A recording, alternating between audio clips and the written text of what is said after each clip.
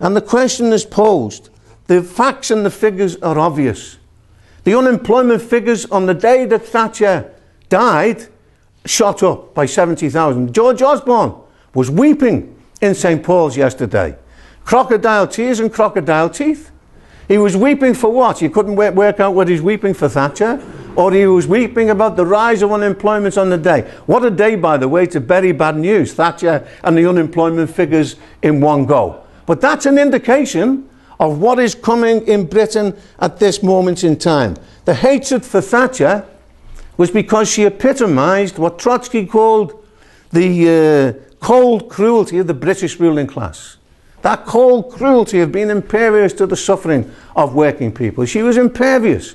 She had that special characteristic that Osborne has at the present time. He never met her, but he was weeping for her. That's why he was booed at the Olympics. It's unprecedented in Britain to have it to the same extent. He was booed because of the savage attacks on the unemployed and those who are on disability pay at the present time itself. I repeat, we don't have personal hatred for Thatcher in a certain sense. Maybe, okay, I'll concede. Yeah, I can see comrades here being a bit sceptical in the audience, but that's not what our opposition is to her. We have hatred of the system.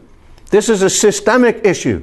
If anybody would have been empowered in Thatcher's shoes, they would have been forced to attack the working class. Maybe they would have wrung their hands a bit more carefully and wept in sympathy and so on. But it arose from the crisis the British and world capitalism was in, and that was shown by Blair. Even the language that they use, it wasn't just that they supported, by the way, Operation True Blue.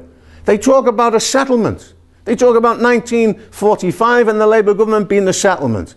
And they talked about Thatcher's so-called achievements of being a settlement. That's the language of war. That's the language of after you've had a battle, then the victors impose their settlement on the defeated. So the Thatcher settlement, which the Labour and trade union leaders have accepted, is recognition in the class war that they won. That's what it comes down to. And we have to absorb that lessons for the next period itself. Because, of course, Blair introduced everything and went further than Thatcher. In a sense, he's correct. Cameron in the Commons were all Thatcherites now, but this government is going further than Thatcher ever dared to do in relation to the NHS and so on. And this poses the question that there's no opportunity, there's no possibilities now within the framework of New Labour for any possibility to begin to change that party, as some still imagine. Owen Jones and the rest of them make very fiery speeches, but when it comes down to it, they have no policy for the here and now of putting forward a programme which can answer the demands of the working class today. Because after everything that I've said here today, where there'll be probably general agreement, where the ruling class is resorting to measures to try and split the working class between the strivers and the lazy sections of society as they imagine. But if you look at the figures, you will see that because of the measures they're introducing now in relation to benefit cuts, but also in relation to other measures as well, there's not much difference from the low paid who are in a job and those who are on benefits who are facing attack or unemployed at the present time. As a matter of fact, this campaign to split the working class between the so-called strivers and those who are unemployed, it will not work on the basis of the situation that is developing at the present time. So we know what the capitalists will do. They will be relentless. It won't be a question of appealing to the better selves. It won't be a question of seeing that, okay, they can carry through some cuts and they will rely and then they rest on their laurels.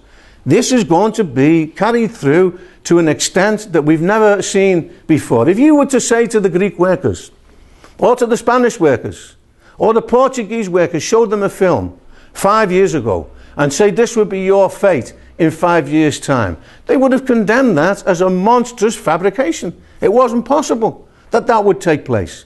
But the reality is, the catastrophe is here, and there's no way out. There could be limited pauses when the working class might have a time to partially recover. But there's no way out on the basis of capitalism, and that will be driven home to the working class. And if we were not there, by the way, if we did not provide an alternative, then if there wasn't a force capable of mobilizing working people in action, which is what we intend to do, then there will be uprisings of the working class.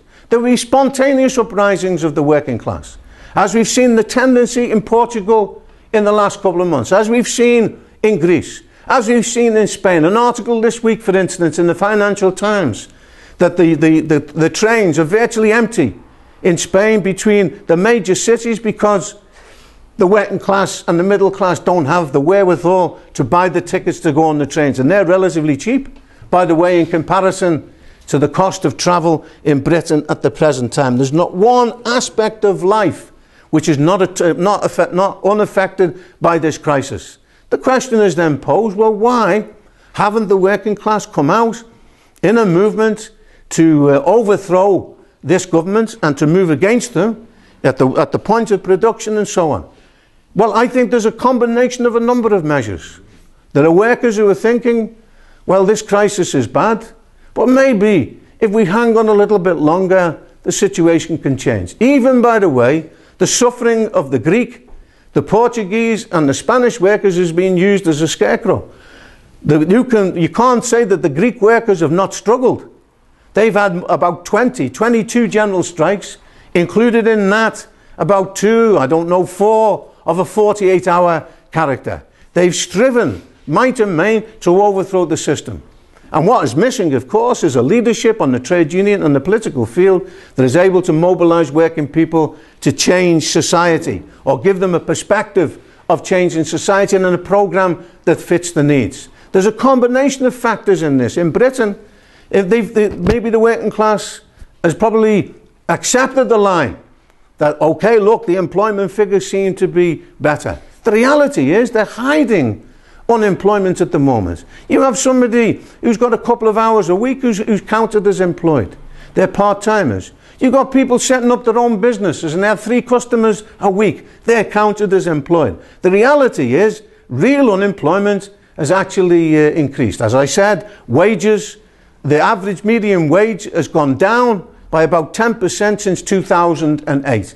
Massive attacks have taken place. That inevitably will produce a revolt at a certain stage. The bedroom tax is already producing meetings all over the country. Even Labour councillors now are trying to rush in to say, well, we'll knock down a few walls and we'll change the character of social housing in order that you won't necessarily be affected by the bedroom tax. It won't work. These are palliatives. They're trying to get a political gain out of this situation. Another factor is the trade union leaders are not prepared to struggle. Well, that's always been the case.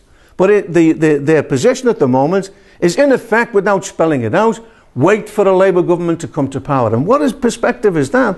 Because a Labour government, more than any other time in history, has said, we are not prepared to actually reverse the cuts that the government has carried through so far. There's no hope along that lines. I think most of the comrades would accept that now. That's why the 24-hour general strike, one-day general strike, is so important as a central demand in the struggles of working people today. A People's Assembly is being called. Well, I'm more in favour of a trade union assembly convened by the TUC. Up to now, the struggle has been conducted by the trade unions. It hasn't been by a People's Assembly, by self-appointed figures on the left, so-called, who've called an assembly and said, well, we bring all the great and good in the Labour movement together without any programme, without any idea of struggle. We'll go along to it. When it's organised, we'll demand speakers, and we have the right to have speakers, because we're the ones who went to the TUC, who mobilised at the TUC through the Prison Officers Association with the resolution that was accepted even by right-wingers in the TUC for the 24-hour general strike. They accepted it in words and were not prepared to do anything about it in deeds. But we will demand speakers at these events, and the local meetings that will be called, we will demand speakers at these events as well. And we'll be demanding not just speeches, fine speeches. I'm going to Liverpool in a week's time to commemorate the anniversary, the 30th anniversary of the Liverpool City Council with Len McCluskey, Tony Benn and people of this character. But that's not going to be a talking shop. Yes, we'll go over the lessons of Liverpool and what they mean. But why haven't there been more Labour councillors being prepared to do that? Because they're now a caste, they're a paid caste. They get an income. We never had that in the past. in Liverpool. We carried right-wingers with us in the battle in Liverpool, people who formerly stood on the right. To the surprise of some of our own comrades, we carried them with us to defy Thatcher and to defeat her.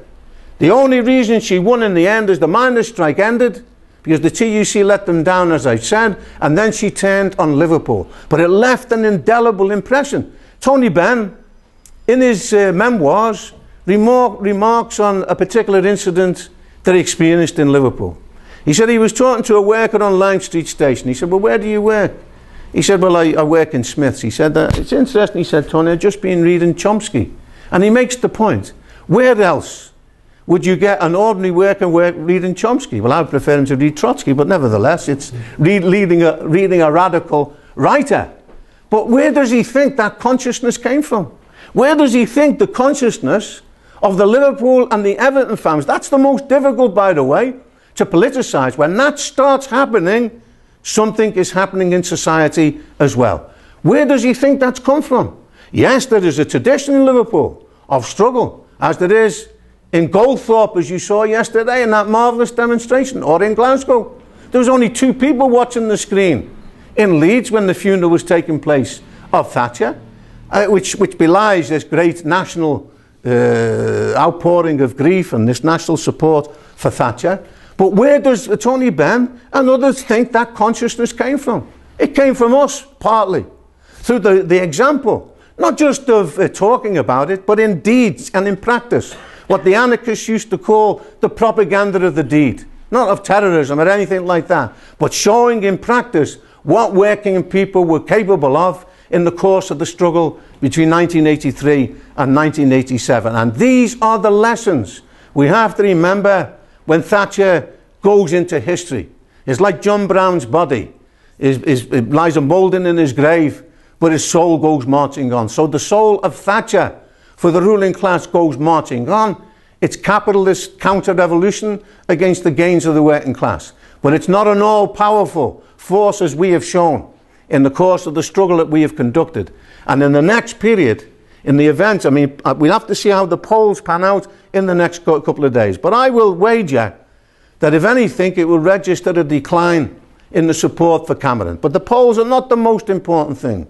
The most important poll is what you do in the struggles with working people in the next period. So what we have to do is take stock, like I've tried to do here tonight, of what this represents. We neither dress up the situation or describe it as the most favourable situation in the world, nor do we weep in our beer or in our cups of tea. We take a sober analysis of what the situation is, and we prepare for the next stage in the battle. Because the working class have not yet really spoken in Britain.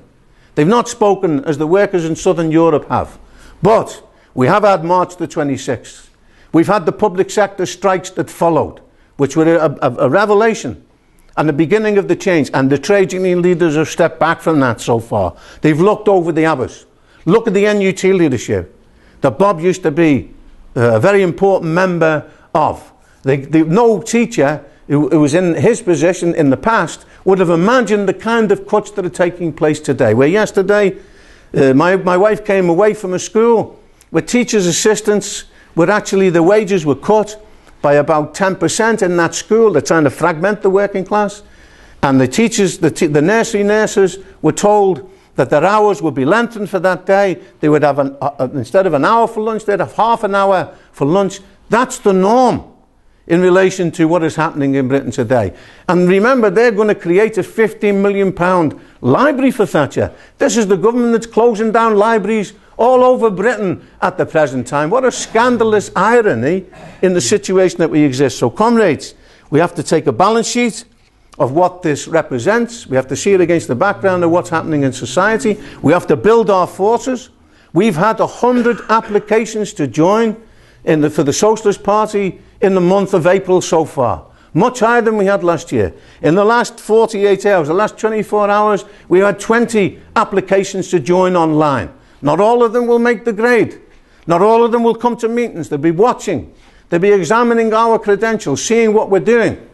But I believe we can recruit a big layer of these and build a force that can become the backbone of an even more powerful force in the labour movement, that in the period that we're going into, and I mean by that, in this next 5 years or so, we're going to see turmoil in British society. It's going to be difficult for us to cover the different fronts of struggle that will open up. We have to build our forces now in order that we intervene and we create a powerful force, first of all of our own party, build our forces.